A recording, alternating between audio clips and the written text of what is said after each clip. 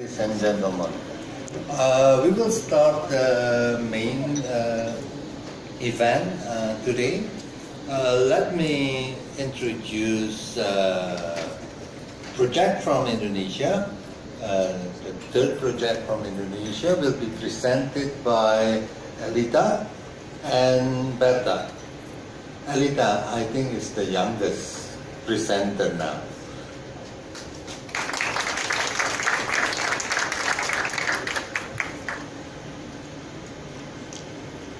Hello everyone, it's a pleasure to be presenting and kicking off the second AAS round. I'm Alita and I'm the IP creator and I'm Berta as the marketing director. and today we are representing Lightbulb. So just a little overview. Lightbulb is the IP development division of Castle Production, and we are under the umbrella company of Aviva Communication Group. And I will let Bertha take you through the doors of Castle Production and tell you what we're all about. Thank you, Erika. So, Castle was established in 1998 in Indonesia, and we have 2 studios in Jakarta. Yes, this is our studio. We have 100 people located in 2 studios in Jakarta, and we have this is our first studio, and this is our second studio. In addition to doing service works with local and international clients, such as 2D animation, 3D animation, 2D cutout animation, and 2D classic animation, also visual effects. We also produce and market our own IPs. Here are some of our own IPs.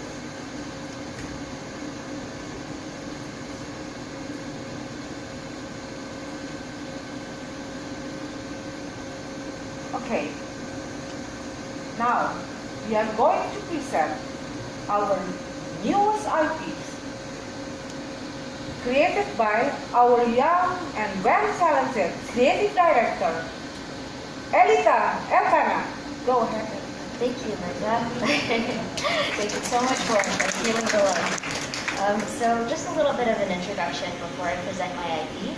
I'm Lita. I graduated from Sheridan College with a Bachelor of Arts in Animation, and I've had 3 years of work experience in both the Canadian and Indonesian animation industry, working as an art director and a designer on projects for these broadcasters and for shows such as Just in Time and Rusty Ribbons. Okay, so now to get the main show on the road, allow me to take you into our very weird, wacky, whimsical, and wonderful world of Wakalulu. What we're planning to create with Wakalulu is a 2D animated TV series done in Toon Boom Harmony. There will be 52 episodes, and each of them will be 12 minutes. The demographic is children aged 8 to 12, and it will be an adventure/comedy show. Now, what is Wakalulu?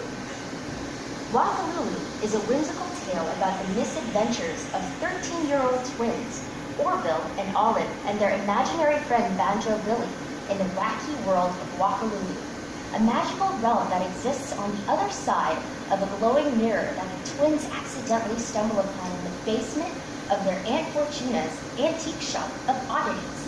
There, they embark on a journey of mischief and madness as they endeavor to thwart an evil entity. But I'll let video diary take you through the rest. And without further ado, here is Wakalulu. Let me tell you about our summer vacation. Boy oh boy, was it a wild ride. It all started when my brother Oliver and I stumbled upon a magic mirror that took us to the wonderful, whimsical, and amazing world of Wakalulu. It's a magical place where anything and everything can happen. But trouble abounds in paradise. We've awoken the god of mischief, Chaos, from his slumber, and he's overrun the world with monsters.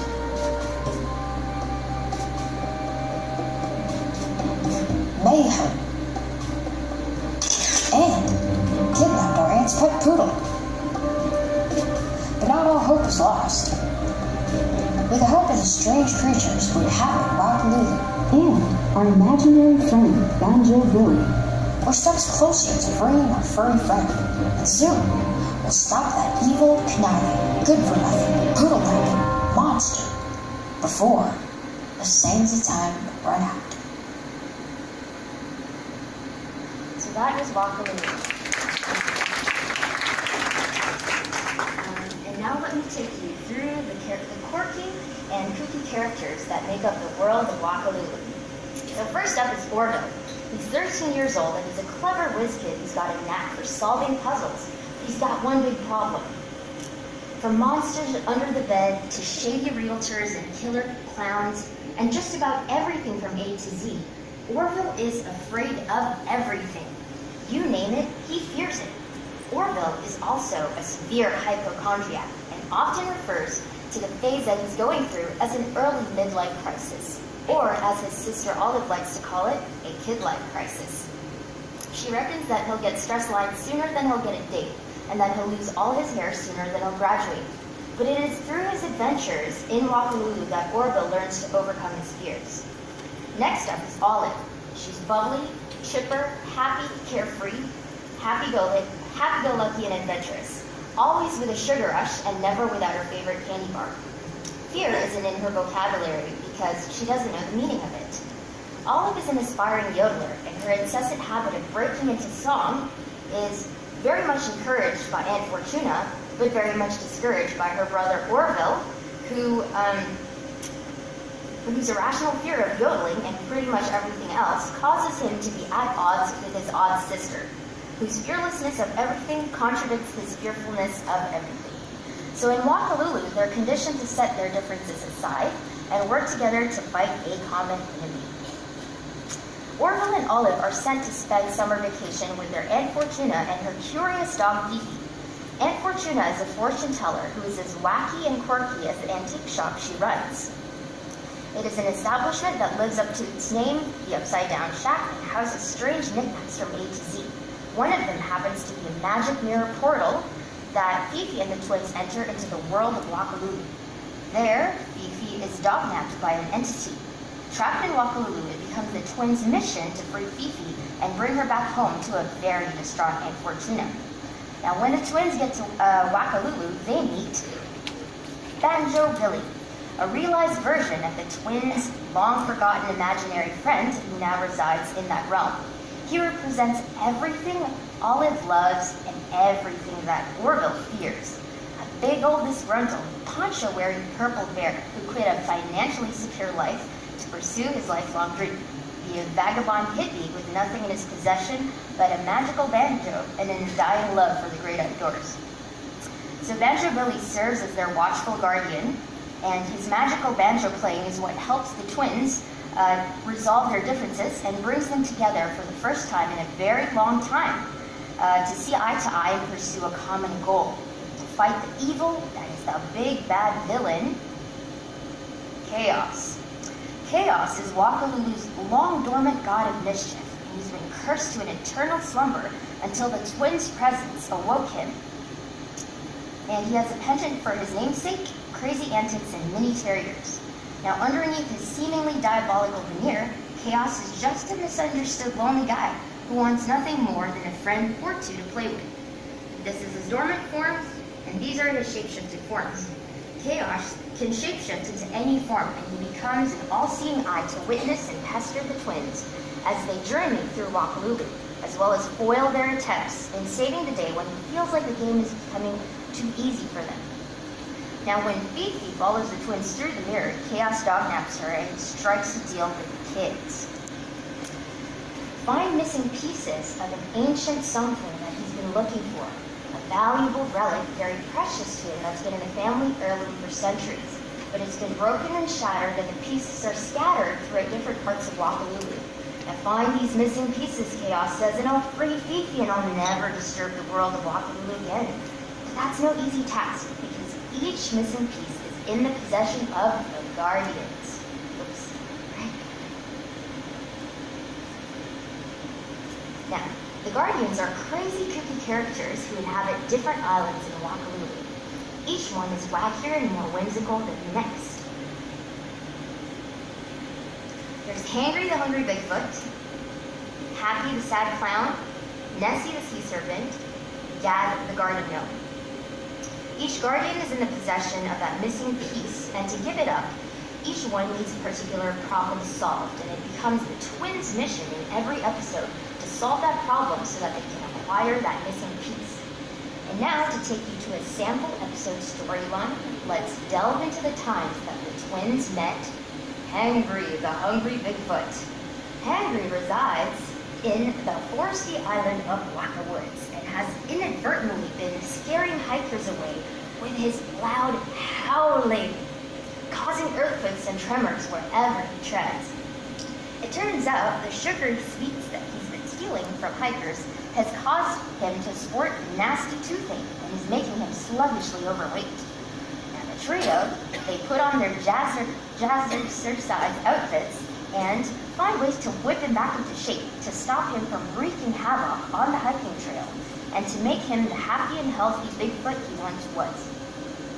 Now Chaos, as per usual, tries to foil their fitness plan by sabotaging the training course they've set up for Hangry, but every attempt backfires on him. And all that hard work paid off because sluggish old Hangry finally gets back into shape.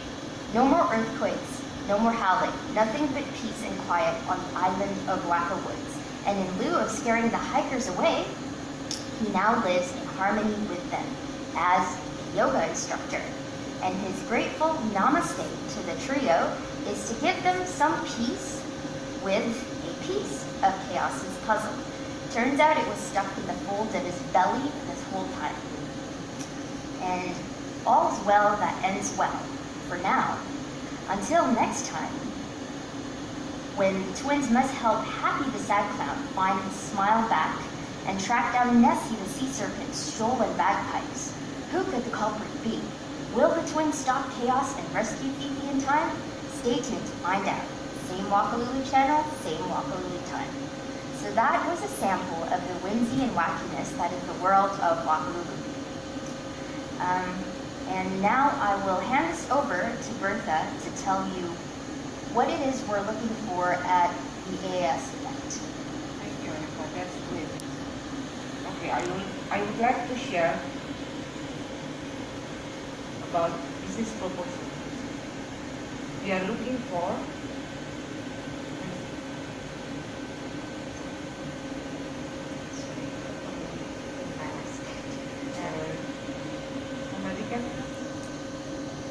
Yes, we are looking for our co-production partners, investors, equity partners, distributors, or broadcasters. Co-production partnership model. We are looking for a partner who can help us with co-production partner. This co-production partner or pre-production, and we will do the production and post-production. Jointly the marketing. We jointly do the marketing, distributors, and licensing. Okay, next. The estimated production budget only is. The estimated production budget only is for $67,000 per 20 minutes episode.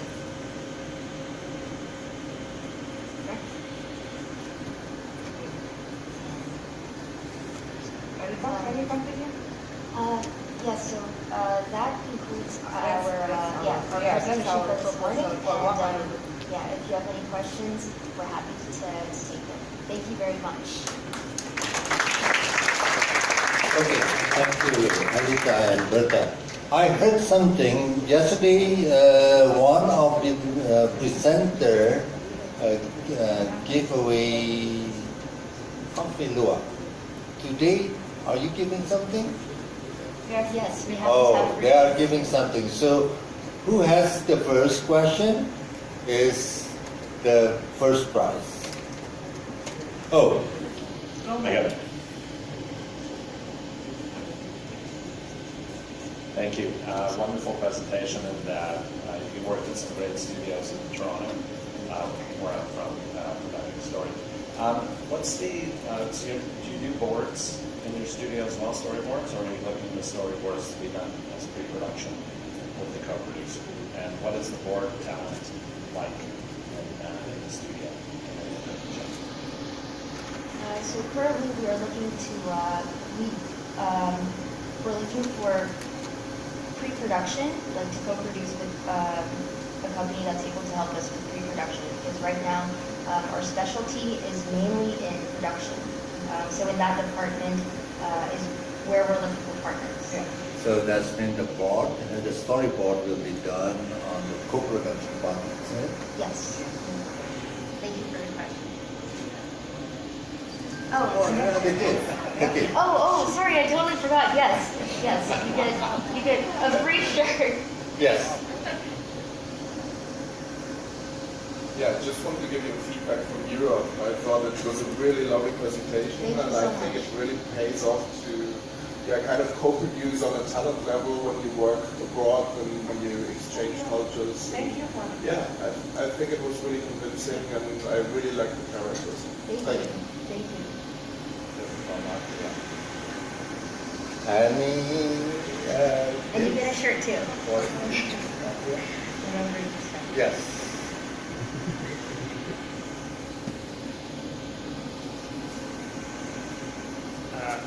I want to echo what Frank said. I thought it was a wonderful presentation. I love the designs. The first image that you had of chaos was beautiful, and we saw that go through as you were presenting more imagery.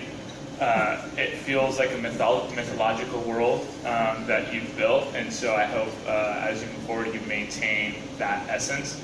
Definitely finding the right partner who's going to share that same kind of creative vision and that same aesthetic, I think is going to be very important. One thing we're thinking about, 52 by 12 is a pretty traditional format.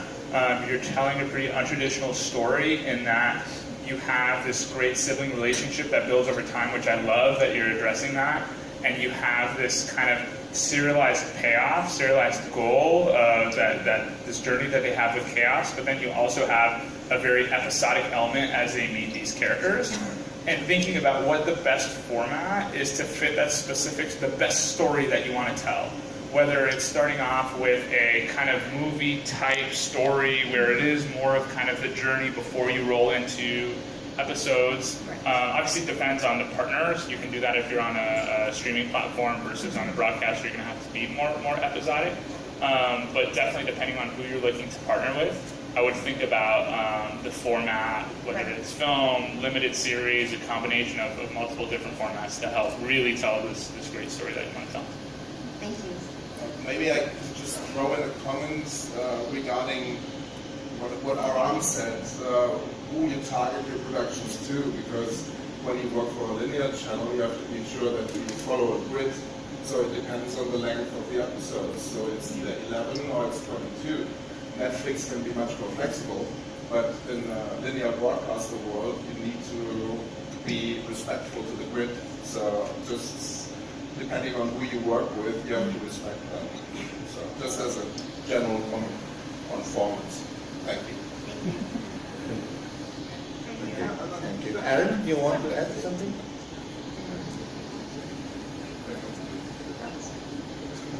I thought it was really unique looking in a way you just don't see very often, and I thought the designs were really beautiful. I think your inspirations, or what I think are your inspirations, are very evident. It felt like Gravity Falls meets Samurai Jack a little bit. So I think like making sure that you can just like nudge it away from those, Okay, especially your yeah. description of the brother and sister, it really felt like the two kids, personality-wise, from Gravity Falls. But I thought it was really unique, and I think you have a great voice for voice acting as well. So thanks. That was just because we were kind of like, we don't really have a voice actor available, so it's just like. So you are will be the voice actor. Hey, Richard. Yes, Richard.